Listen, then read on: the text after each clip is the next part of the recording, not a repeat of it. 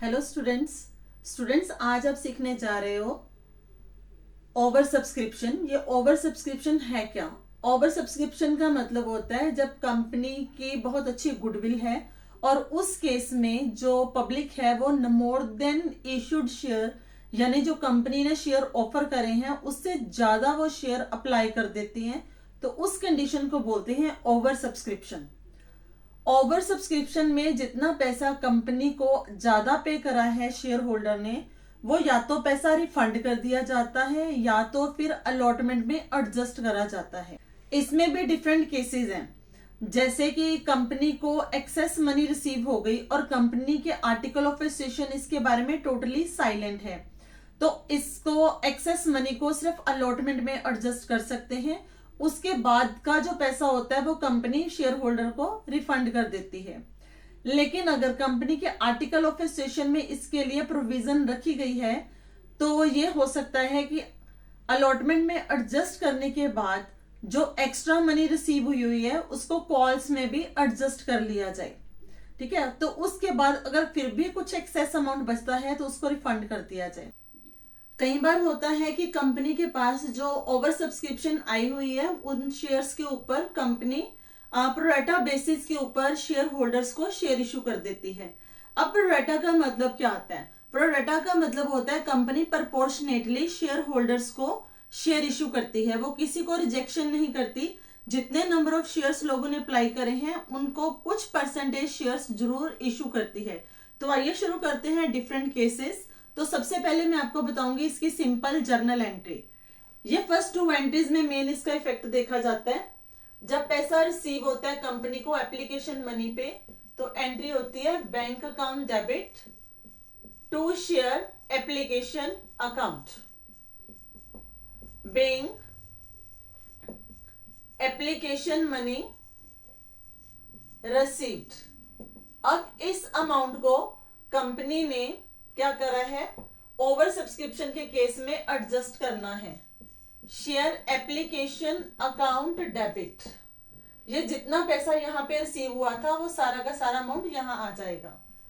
To share capital account, अब company ने कितने नंबर ऑफ शेयर्स इश्यू करे हैं उतना अमाउंट यहां पे इसको शेयर कैपिटल को ट्रांसफर हो जाएगा। अब यहां पे जो अमाउंट रिसीव हुई है वो अब हमें जितना पैसा चाहिए था उससे ज्यादा है, तो फर्स्ट कंडीशन आ जाती है कि इस मनी को रिफंड कर दिया जाता है। तो क्या आ जाएगा? To bank account, right. इसमें कुछ भी अलॉटमेंट पे या फर्दर एडजस्टमेंट के लिए वो नहीं ले रहे, वो क्या कह रहे हैं जितना एक्सेस आया उसको रिफंड कर दो। तो एंट्री क्या बनेगी? Share application account debit to share capital to bank account, bank application money transfer to share capital account and excess money refunded. अब इसमें दूसरा केस क्या आता है? इस दूसरे केस के अंदर जितना अमाउंट हमें रिसीव हुआ है एप्लीकेशन पे, उसको पहले तो हम ट्रांसफर करेंगे शेयर कैपिटल अकाउंट को। अब जो है कंपनी में आर्टिकल ऑफ एसोसिएशन साइलेंट है, तो कंपनी क्या करती है? रिफंड करने की बजाय अलॉटमेंट का अमाउंट एडजस्ट कर लेती है जितना एडजस्ट हो सकता है। To share allotment account. उसके बाद अगर फिर भी कंपनी के पास पब्लिक का एक्सेस मनी है तो वो पैसा क्या कर दिया जाता है? रिफंड। तो एंट्री आ जाएगी share application account debit to share capital to allotment account to bank account. ये इसका कौन सा केस हो गया? Second case. अब चलते हैं थर्ड केस की ओर। स्टूडेंट, थर्ड केस में हम क्या करेंगे? जितना पैसा एप्लीकेशन मनी का आया है उसको सबसे पहले ट्रांसफर करेंगे शेयर कैपिटल को, जितने नंबर ऑफ शेयर्स इशू करने हैं। उसके बाद अगर हमें अलॉटमेंट में एडजस्ट कर रहे हैं तो शेयर अलॉटमेंट अकाउंट। अब अलॉटमेंट में पैसा डालने के बाद भी हमारे पास क्या है? एप्लीकेशन का मनी एक्सेस है और कंपनी में इसको फर्दर कॉल्स में एडजस्ट करने की प्रोविजन भी है। Then to call in advance भी लिख सकते हो, टू शेयर फर्स्ट कॉल भी लिख सकते हो, और कॉल इन एडवांस, राइट। और अगर इसके बाद भी पैसा एक्सेस है तो टू बैंक अकाउंट। तो ये इसकी ओवर सब्सक्रिप्शन की एंट्री बनती है थर्ड पार्ट में। फर्स्ट में हो गई आपका सिंपल एंट्री, दूसरे में आपका आ जाता है transfer to the share capital and then refunded, फिर आ जाता है adjustment in the allotment only and excess refunded. उसके अलावा केस आ जाता है after allotment excess is to be adjusted in the first call and then excess refunded. तो ये आपके आ गया being application money transfer to share capital account, excess amount adjusted in allotment and calls and balance is to be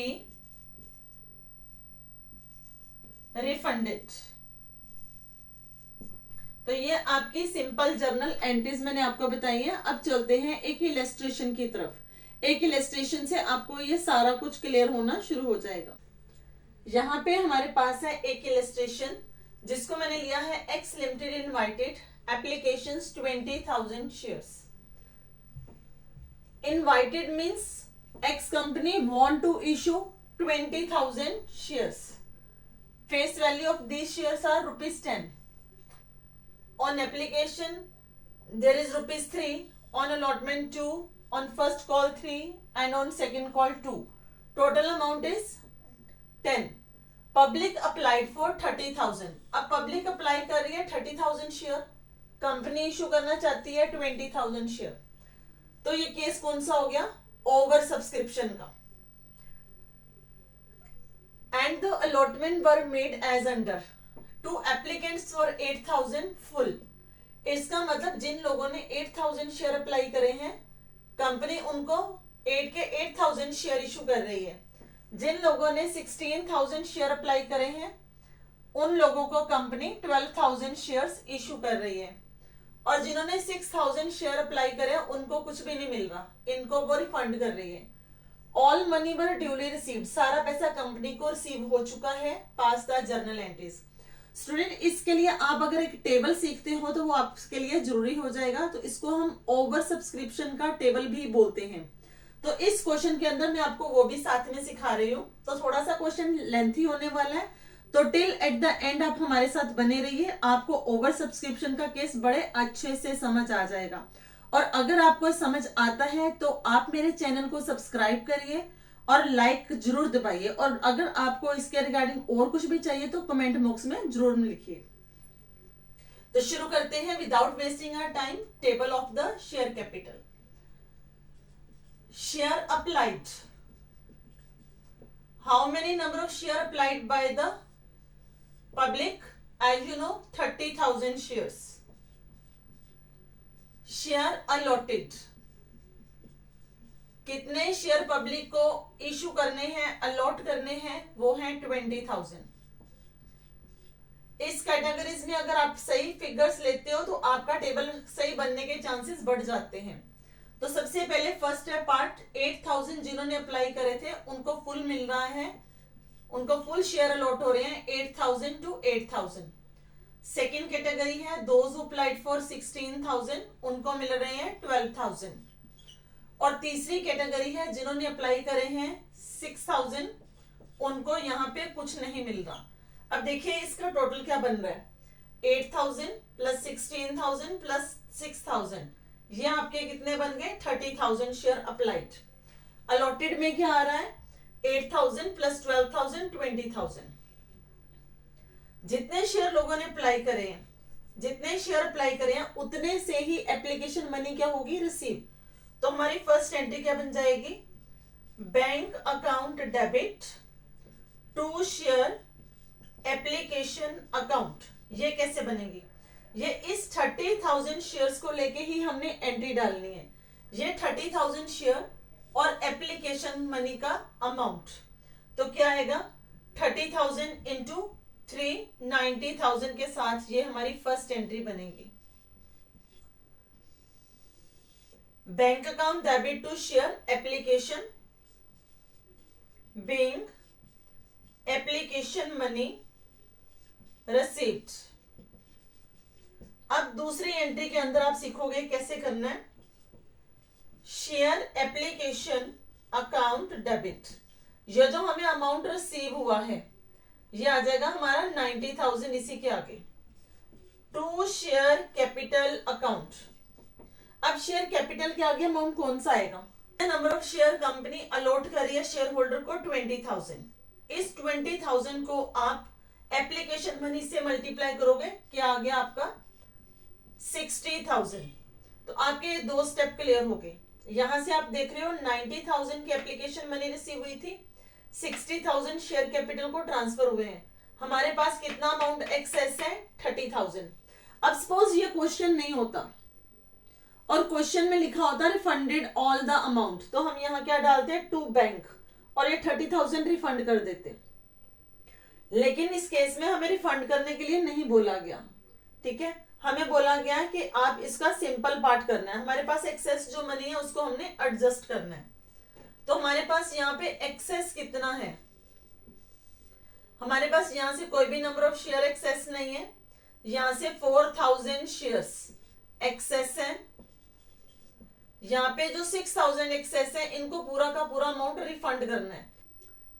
अब देखिए मेरे पास access कितना पड़ा है 4,000 पड़ा है मेरे पास, सेकेंड कैटेगरी में नंबर ऑफ शेयर एक्सेस आए हुए हैं और यहाँ पे 6,000 एक्सेस आए हुए हैं। एडजस्टेड इन शेयर अलॉटमेंट, मैं शेयर अलॉटमेंट में कितना पैसा एडजस्ट कर सकती हूँ।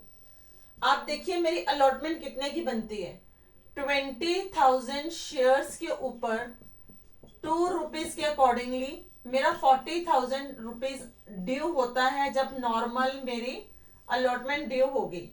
यहाँ पे मेरे पास कुछ भी एक्सेस नहीं आया हुआ तो कुछ भी एडजस्ट नहीं हो सकता। यहाँ पे मेरे पास 4,000 शेयर्स के ऊपर एप्लीकेशन एक्सेस आई हुई है, मतलब 4,000 शेयर्स के ऊपर मेरे पास 3 रुपीज एप्लीकेशन के एक्सेस आए हुए हैं, 12,000 एक्सेस आया हुआ है।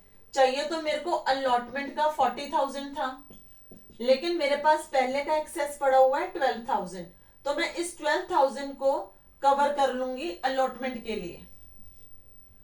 और यहाँ पे जो 6,000 है यहाँ पे भी एडजस्टमेंट नहीं होगी कुछ भी, क्यों, क्योंकि इनको कोई शेयर अलॉट ही नहीं हुए।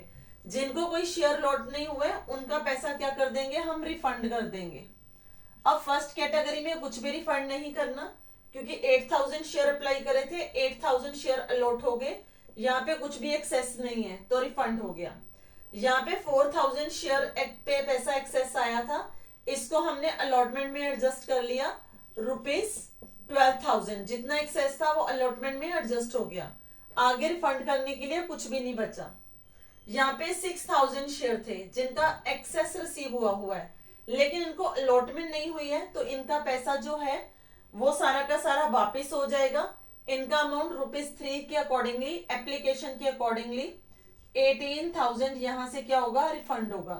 तो 18,000 इनका रिफंड में चला गया, इनका 12,000 कहां चला गया, शेयर अलॉटमेंट में। तो हम यहाँ क्या डालेंगे, to share allotment account 12,000, to bank account 18,000। अब देखिए 90,000 का एप्लीकेशन रिसीव हुआ था, 60,000 शेयर कैपिटल को चला गया, 12,000 अलॉटमेंट में चला गया और 18,000 बैंक में, तो टोटल कितना हो गया 90,000। Being application money transfer to share capital and allotment and excess amount refunded।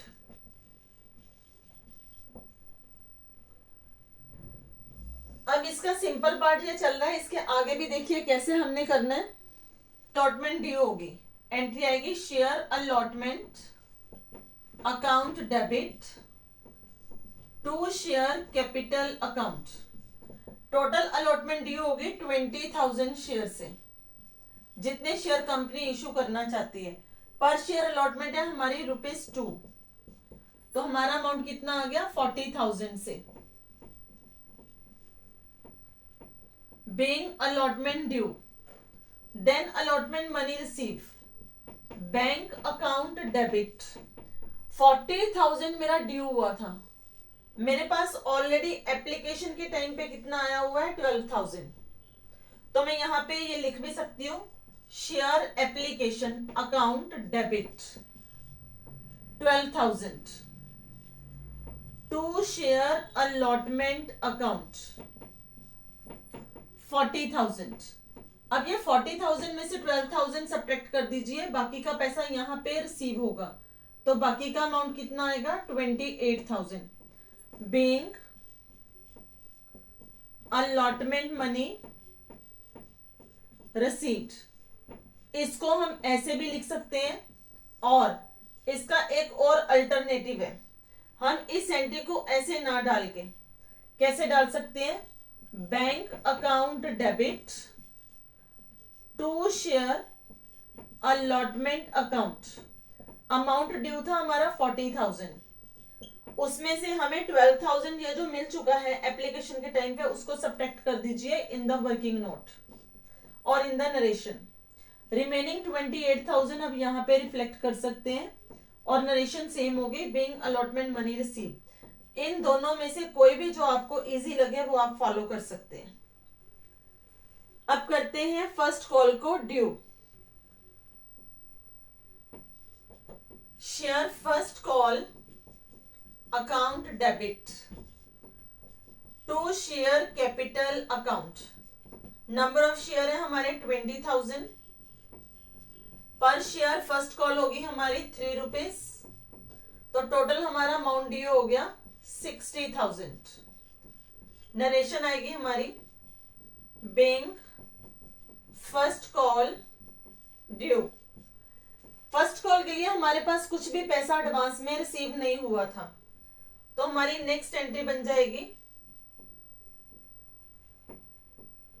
Bank account debit to share first call account 60,000 से। इसके बाद हमारी सेकेंड कॉल ड्यू होगी share second call account debit to share capital account. Number of share 20,000, second call पर share 2 rupees, तो 20,000 into 2 40,000 being second call due. और जब इसका अमाउंट रिसीव होगा, क्योंकि इसका कुछ भी पैसा रिसीव नहीं हुआ था, हमें bank account debit to share second call account 40,000 being second call money received. ये है आपका ओवर सब्सक्रिप्शन। स्टूडेंट, अगर आपको टेबल डिटेल में चाहिए तो मेरे नेक्स्ट वीडियो में आप इसका पूरे का पूरा टेबल जो है ओवर सब्सक्रिप्शन का, जिसमें मैं पूरी डिटेल में ओवर सब्सक्रिप्शन का सिर्फ टेबल बताऊंगी, आप उसको बड़े ध्यान से देखिएगा।